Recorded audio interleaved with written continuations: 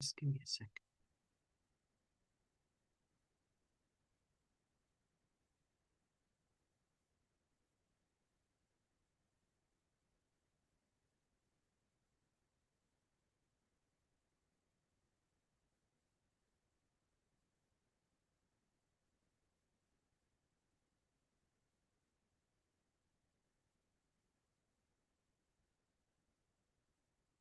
Welcome back to Living in Mexico. I'm Ana Maria Salazar. Thank you so much for joining us once again.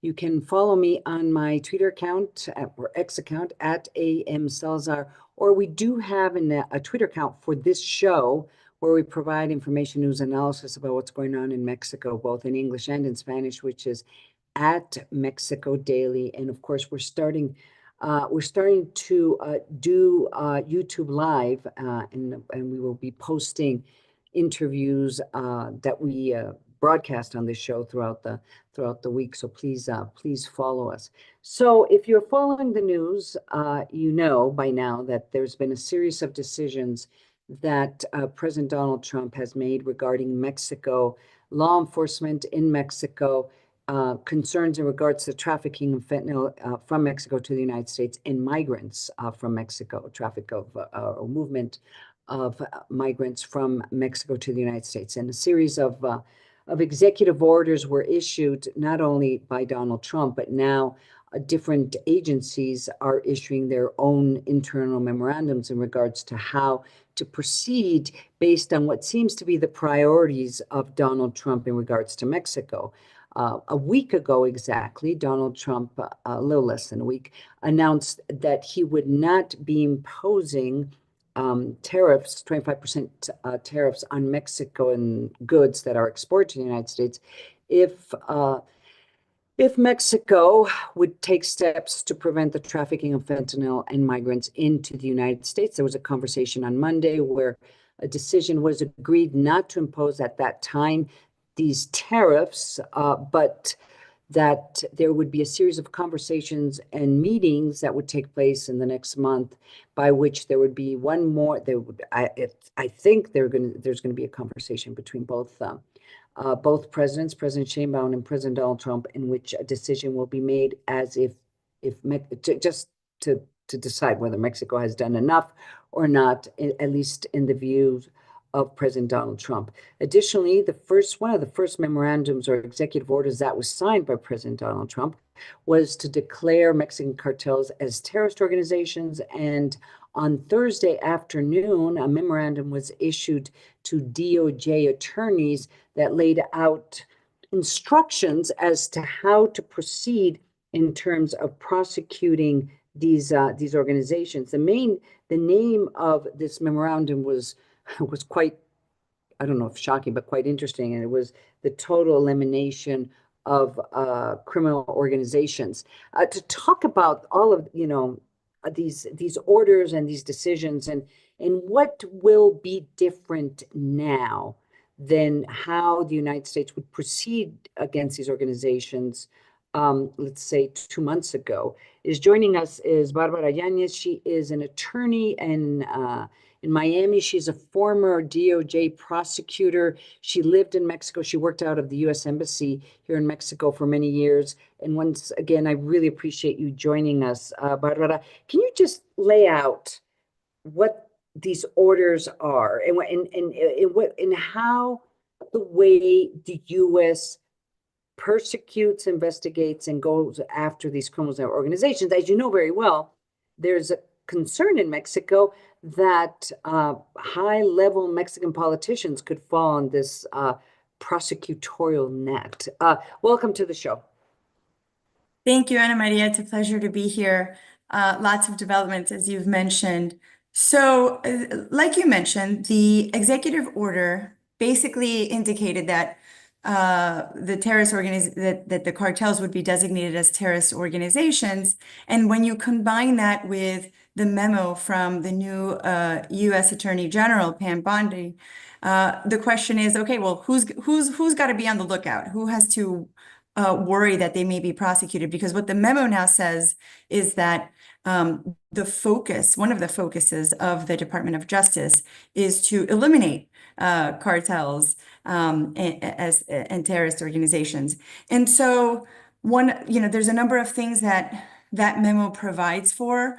Among them is, the ability of the Department of Justice to bypass certain permissions that are needed in order to proceed with search warrants and other investigative techniques to conduct investigations involving terrorist organizations, including what will now be cartels and organized crime.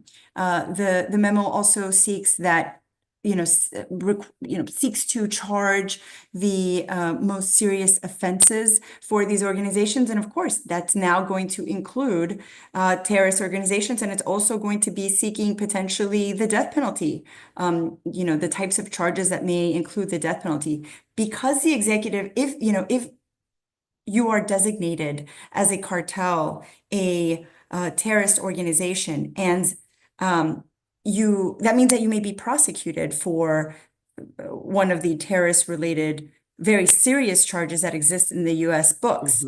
And so if you are an individual, a politician, or even a private entity, a private company, a private individual who is arguably supporting them, you're potentially looking at a prosecution of you as well, and being investigated and being prosecuted by the U.S. for these very serious charges is a scary thing. So what happens now? Because also it's quite clear that these criminal organizations, whether they're terrorist or not, or whether you handle them as terrorist groups or not, are a priority for the United States. But they were a priority in the past, simply because of the fentanyl crisis in the United States. So do you get a sense that that there's going to be any change in terms of how Mexico is expected to deal with these organizations in Mexico, and what happens now? Because the books were on the law. I mean, the United States has been trying to prosecute and go after these organizations. But as you must know, there's also been concern expressed that the United States is, because they're considered terrorist organizations, is much more willing to use military options or special operations, more spying. There was a spying plane that crossed into Baja California this week, and then you had the Nimitz that was at the coasts of Mexican coast. They're all in international waters and international airspace. But still, there's kind of this sense that if you also add the number of military personnel that has been sent to the U.S. Border by the U.S. and now by Mexico, I mean, it seems to be that there's a game changer, but I don't understand how does that translate into action by the Mexican government, which will be sufficient for Donald Trump in order not to impose tariffs. I think the Trump administration will expect a focus of Mexican resources on these types of investigations and these types of cases that are cartel related. So you are right. And as you know, I was on the ground in Mexico for several years working with the Department of Justice, and a lot of the focus was transnational criminal organizations. But there were other types of crimes that were the focus as well, including more broadly, right? There was potentially money laundering that may not involve transnational criminal organizations, asset forfeiture, sex trafficking, right? Those are all sort of components of what the U.S. and Mexico were working on together in Mexico. And I think what this executive order does is say, this has to be your focus. It has to be transnational criminal organizations and terrorist organizations, which is what we see cartels as. And so the resources have to be prioritized in this area. In terms of military involvement by Mexico or the U.S. in Mexico, I think Mexico has to be the country that is directing operations in Mexico. That has always been the case. U.S. personnel and U.S. law enforcement has not been allowed to be operational in Mexico. And I don't see in the memo anything that says that's going to change. It's sort of out there because by designating cartels foreign terrorist organizations, there's an argument to be made by the US that there has to be some military involvement in Mexico, but I think that would really be such an escalation in terms of the disagreements between the two countries that it doesn't make sense to go that route. I think what the US will be looking for is a lot more support from Mexico focused on the cartels. And so the US will devote more of its resources to that, and Mexico will devote more of its resources to that. That's the expectation that I see from the Trump administration. Now, there's also been arguments made, and in fact, it was a former diplomat that was at the U.S. Embassy here in Mexico, John Feely, who had mentioned this argument, I think about a year and a half ago, when there was a group of Republican legislators once again bringing up this idea of declaring Mexican criminal organizations as terrorists, is that once this is done, those persons or those individuals in the United States who either support these organizations by money laundering or by selling drugs or by selling, guns, could also face the consequences of participating or conspiring with the Mexican organizations, and that there would also be consequences in the United States. It's very different to be selling fentanyl for a criminal organizations than selling it for a terrorist group. I think that's the idea. Is that true? I mean, would there be stronger consequences for people in the United States, individuals and organizations that somehow contribute to the bottom line of these now defined as terrorist organizations in Mexico? I think yes, I mean, truth be told, that has always been the case. If you are part of the money, arguably the money, part of the financing of cartels, if you are either accepting funds or moving funds through accounts on behalf of terrorist organizations, there's always been a risk, of cartels. There's always been a risk there of money laundering or other charges that are serious charges. Now you may also be facing terrorism-related charges, which are obviously very serious. And it doesn't matter if you are in the US or overseas. If you are overseas and engaging in that kind of conduct knowingly, right? Arguably knowingly or looking the other way on purpose, what's called willful blindness, there's an argument then that you should be prosecuted and extradited if your offense is sufficiently serious. And the same would apply in the United States. So it's just an expansion of the potential charges that individuals and entities involved in the activity that can be seen as supporting cartels may be facing. Now, the Mexican government, Claudia Sheinbaum, at the top of the hour, we talked about some of her statements that she made this week, where she basically complains that the United States, that they will cooperate with the United States, but the United States should be focusing as to what's happening in the United States, that they don't prosecute those who are selling drugs in the United States, or who are, the cartels in the United States. You clearly have heard that argument when you're here in Mexico, kind of that, there's cartels in the United States and nobody's prosecuting them. And they are, but I guess the question is, knowing the difficulties that there has been in prosecuting high-level cartel leaders, or even going after Mexican politicians that may be linked to these organizations. I mean, what are the options for the United States? Is that where imposing tariffs comes in? Because it's just, this is, sometimes both countries cooperate really well, and there's a lot of extraditions, and sometimes, and quite frequently throughout the years, there hasn't been the correct, or there hasn't been the cooperation that the United States or a president politically requires in order to show that he's doing something in order to stop the flow of drugs from Mexico. So, I'm just trying to figure out, is this, is this, what do you think is going to happen with these? Because we're only talking about prosecutions, not any special operations or kidnapping or, these other, infamous activities that the United States could execute if they thought that there wasn't enough cooperation. What I see is the threat of tariffs was sort of an opener for these discussions. It's like, there was a threat of, I'm going to impose these 25% tariffs.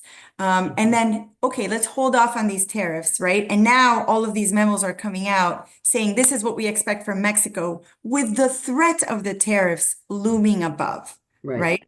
And the question is, how is that going to change the types of prosecutions that the Department of Justice is pursuing? I do think that there is a greater potential for foreign politicians in Mexico and in other countries, but obviously Mexico is one of the focuses of the memorandum on the elimination of tariffs. I think there's a greater threat of politicians who are receiving funding from terrorists or deemed to be, supporting the cartels that are considered terrorists in some way might be facing. So if you're a politician, you're getting money and you're providing something, you're getting money from the cartels and you're providing some kind of service for the cartel, arguably, then I think you can be facing an increased threat of investigation and prosecution from the US. Here is the other thing, though, and we haven't talked about this much. Because the United States relies so much on local Mexican contacts, relationships, from prosecutors, from investigators at all levels of government. And in the last few days, a number of those local resources have been let loose because of the freeze on a lot of the foreign programs. There may be some bumpy efforts at the beginning of this administration's focus on the cartels to proceed with these investigations. When I worked there, for instance, as a prosecutor, I relied on the local attorneys and local ex-prosecutors and the local Mexican Financial Intelligence Unit and other entities to facilitate and coordinate collaboration. And if we've lost those relationships because the intermediaries between the United States and Mexico have been lost, the locals who sort of have the insight, knowledge, the expertise have been let go, that's going to create some difficulties for these efforts. Just so that our audience understand what we're talking about the freezing of foreign aid, which was around the world.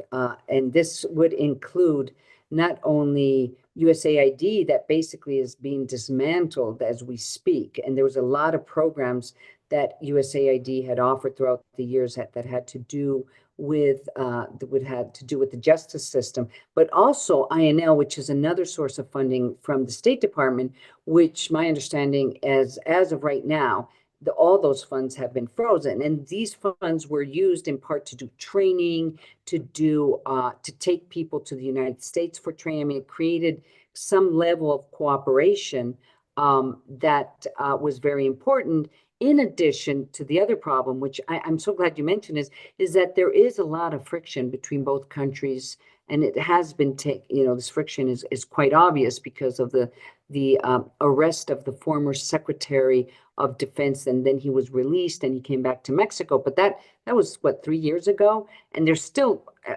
there's still an issue with that. And in addition, I even forgot about this. I mean, you have a new government here in Mexico, and there's new faces, new people, new players, and I'm not too sure, and you have new faces and new players in the United States. So I'm not too sure, these actors on both sides of the border have their, the what's up of their counterparts on the other side of the border. You know what I mean? It's just that relationship, I think, is very frail right now.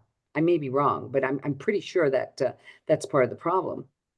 Right. No, it's important to maintain those relationships between the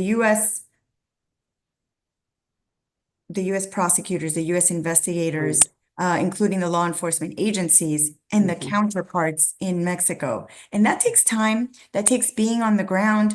That is a long-term effort and it requires consistency. And when funds were cut off out of nowhere and people were let go of, I think that creates obviously some challenges for rebuilding all of that. So all I'm saying is it's a little bit contradictory to have these two things happening at the same time. I imagine the Trump administration will figure this out and try to perhaps provide the funding necessary for rehiring and retraining some of these people. Maybe they'll come back, maybe they won't. I don't know.